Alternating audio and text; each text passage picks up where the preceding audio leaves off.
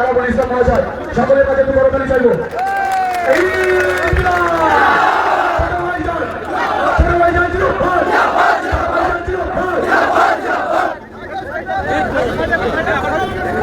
যিনি চার্জে আছেন আমি তার সাথে কথা বলতে চাইছি, আসুন। কার গাড়ি ঢুকেছে না ঢুকেছে দেখতে হবে, অবশ্যই ছেড়ে দিয়ে হবে এমার্জেন্সি গাড়ি হলে। যাক, এইদিকে তাকাও, এইদিকে তাকাও, এইদিকে তাকাও। এটা প্ল্যান একটা হতে পারে তোমাদের মাইন্ডকে ডাইভার্ট করার জন্য। যাক বন্ধুগণ, বলছেন এনআরসির কথা তিনি একটা বললেন। তিনি এতদিন বলেছিলেন এনআরসি আমি থাকতে পশ্চিম বাংলার বুকে এনআরসি হতে দেব না। তাহলে হাজী সাহেবরা যদি হজ করতে যায়, তারা ফিরে এসে তাদের উপরে এনআরসির কথা উনি মুখ দিয়ে কেন বললেন? তার মানে এটা পরিষ্কার যে পশ্চিম বাংলায় এনআরসি হবে, সেটা মুখ্যমন্ত্রী মমতা ব্যানার্জি তিনি নিজে জানেন।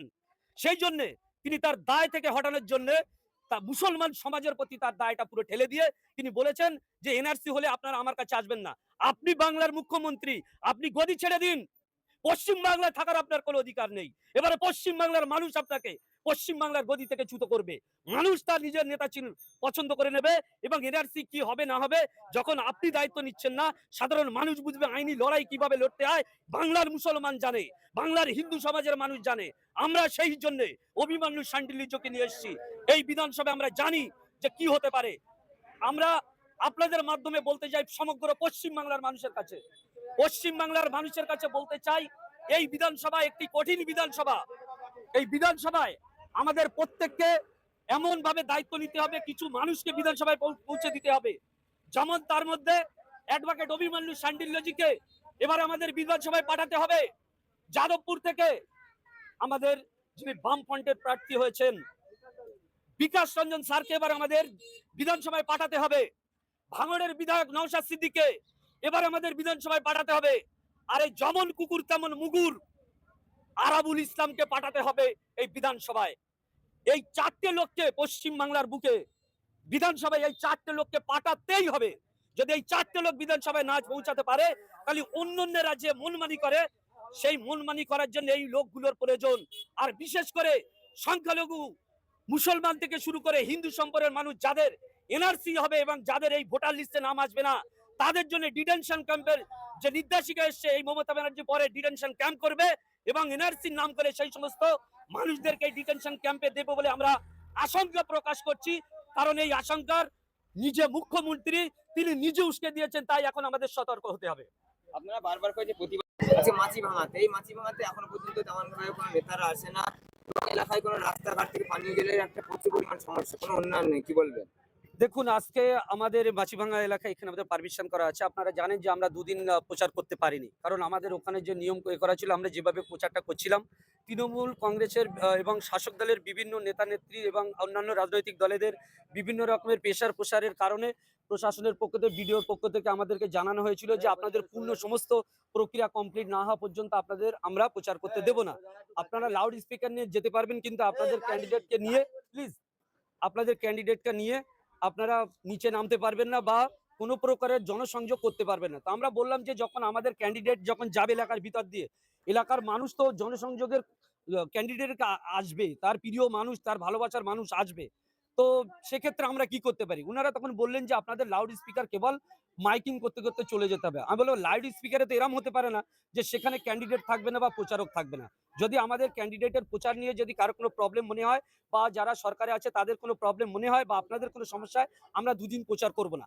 আজকে আমরা এসেছি মাছিভাঙ্গা গ্রামে, এখানে সমগ্র রকমের পারমিশন যা কিছু প্রয়োজন আমরা বিডিও অফিস থেকে এবং আমরা থানা থেকে সমস্ত পারমিশন কমপ্লিট করে নিয়ে সম্পূর্ণ স্বাধীনভাবে আজকে আমরা এই গ্রাম থেকে শুরু করছি মাছিভাঙ্গায়। এই মাছিভাঙ্গার ভিতরে এখন পর্যন্ত প্রচুর পরিমাণের অনুন্নয়ন আছে। এই মাছিভাঙ্গা হচ্ছে নিউ টাউন, রাজারহাট নিউ টাউনের মধ্যে লাস্ট বুথ। তাহলে নিউ টাউনকে ডেভেলপমেন্ট করা হয়েছে, মাছিরহাটে এই মাছিভাঙ্গা চাঁদপুর অঞ্চলের মানুষকে যেভাবে বঞ্চনা করা হয়েছে, আমরা কেবলমাত্র একজন নির্দলীয় ক্যান্ডিডেট হিসেবে সাধারণ মানুষের বাস্তব পরিস্থিতি কি সেটাকে তুলে ধরার জন্য আমরা এই মাছিভাঙ্গা এসছি এবং এই অঞ্চলের প্রত্যেকটা বুথে বুথে ঢুকবো। শুধুমাত্র আমাদের কাজ হবে নিউ টাউনে এতদিন ধরে 15 বছর যারা ক্ষমতায় ছিল, যে রাজনৈতিক দল, তারা নিউ টাউনে ডেভেলপ করেছে, রাজারহাটের কোনো ডেভেলপমেন্ট করেনি। তারা এই মাছিভাঙ্গার এই সমস্ত চাঁদপুরের প্রত্যেকটা বুথে বুথে কিভাবে প্রত্যেকটা মানুষের সঙ্গে বঞ্চনা করেছে, সে তার চিত্রটা আজকে আমরা তুলে ধরবো আপনাদের মাধ্যমে।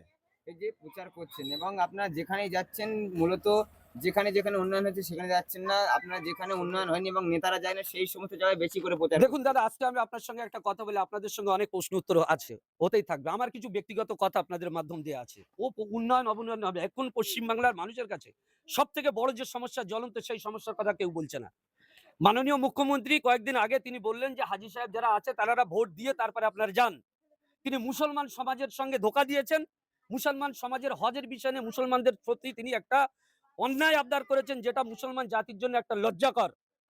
তিনি একজন মুখ্যমন্ত্রী কোনোদিন এভাবে বলতে পারেন না যে আমার সংখ্যালঘু মুসলমান সম্প্রদায়ের মানুষের হজ করতে যাওয়া বাদ দিয়ে তারা ডেট হয়ে গেছে, তারা হজ করতে যাবে না, ভোট দেবে। সীমা থাকে।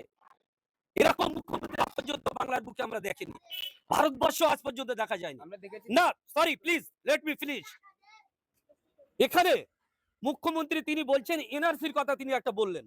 তিনি এতদিন বলেছিলেন এনআরসি আমি থাকতে পশ্চিম বাংলার বুকে এনআরসি হতে দেব না। তাহলে হাজী সাহেবরা যদি হজ করতে যায়, তারা ফিরে এসে তাদের উপরে এনআরসির কথা উনি মুখ দিয়ে কেন বললেন?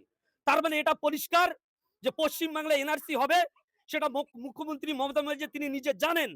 সেই জন্য তিনি তার দায় থেকে হটানোর জন্য তা মুসলমান সমাজের প্রতি তার দায়টা পুরো ঠেলে দিয়ে তিনি বলেছেন যে এনআরসি হলে আপনারা আমার কাছে আসবেন না। আপনি বাংলার মুখ্যমন্ত্রী, আপনি গদি ছেড়ে দিন। পশ্চিম বাংলায় থাকার আপনার কোনো অধিকার নেই। এবারে পশ্চিম বাংলার মানুষ আপনাকে পশ্চিম বাংলার গদি থেকে চ্যুত করবে।